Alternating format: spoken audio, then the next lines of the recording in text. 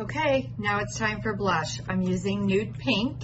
I'm going to go ahead and power on the device, test into a tissue, make sure it's spraying, and then I'm going to aim at the area where I want the blush to go. Remember, where the air is blowing is where the product is going. So if you feel airflow on the tip of the nose or you see the hair moving, it's going to go into the hairline or the tip of the nose.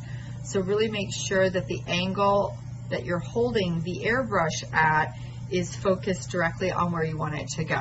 If you have to practice a little bit without pulling back the soft touch control just to get your placement, that's fine. You want to be about 4 inches from the face. You could even go as close as 3.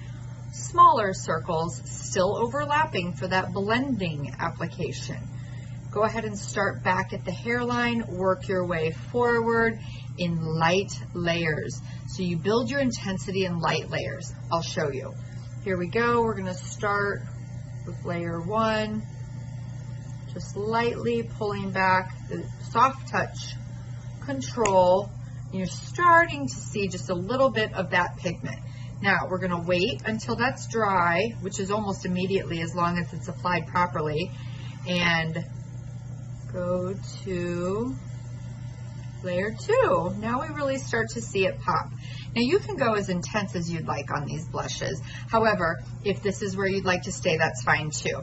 A little note, if by chance you happen to stop moving a little bit and you don't keep that airbrush moving consistently, you might end up with what we could call a hot spot. And if that happens, go ahead and grab your favorite synthetic bristle brush. Soft and fluffy is what I like to do, and just blend it out really quickly before it dries. Then you can go over it with an airbrushed layer and everything is blended together perfectly. So don't panic. If you get a little heavy-handed accidentally, it's blendable until it dries.